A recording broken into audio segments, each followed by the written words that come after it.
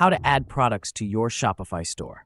Hey guys, welcome back to this tutorial. First, sign in to your Shopify account. If you're new, don't worry, use my special link in the description to get a 3-day free trial and your first month for just $1 using Shopify. So, from the Shopify dashboard, we're going to scroll down to Products right here, then click on Add Product. Now you're on the product page, and the first thing you need to add is your title. I'm selling MacBook cases, so I'll type MacBook case here.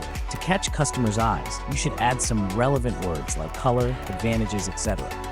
Yep, that's it. Next, we'll move on to the description. This will help your customers understand the product and highlight both emotional and rational reasons for them to add it to their cart. Here are some things you definitely need to consider. First, the function. What is this product made for?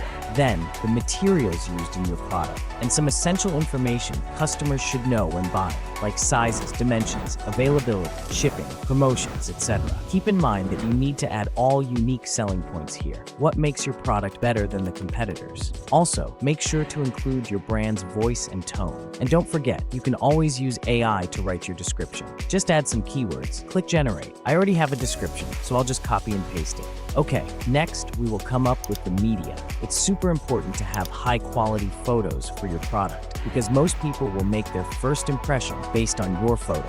Make sure to have beautiful professional images, so I'll drag and drop them here. After uploading all of them, you can rearrange them like I'm doing now. Next, we're going to set the price.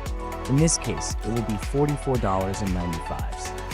If you're not sure about the price, I suggest you define your cost of production, look at your competitors, consider the demand for your product, and ask yourself how much people are willing to spend on this product. What value does your product bring to customers? Also, make sure your price is ideal for most of your target customers and includes Shopify fees, discounts, and possibly the shipping cost if you want to offer free shipping. Over here on the right, you can add a compare price so that everyone knows this product is on sale. This basically means the product used to be $50, but now it's just $44.95. You can also see the cost per item, but it's not visible to everyone. This information is for you to calculate your costs only. Now scroll down, and you can choose to track the inventory. Just enter how many of these MacBook cases you currently have. By using Shopify's tracking, whenever a product is sold, it will automatically decrease the stock quantity. If you want to sell even when it's out of stock, just check this box. Below, you'll see SKU, which stands for Stock Keeping Units, unique codes that identify each product in your store. Barcodes, made up of lines, spaces, characters, and numbers, serve as crucial identifiers. They're key for tracking products through the supply chain, managing inventory in fulfillment centers, and processing sales at checkout.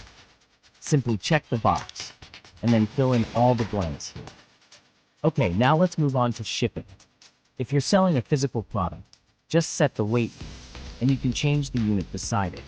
Check this box to confirm that your product is sold internationally. Next, we have the variant options.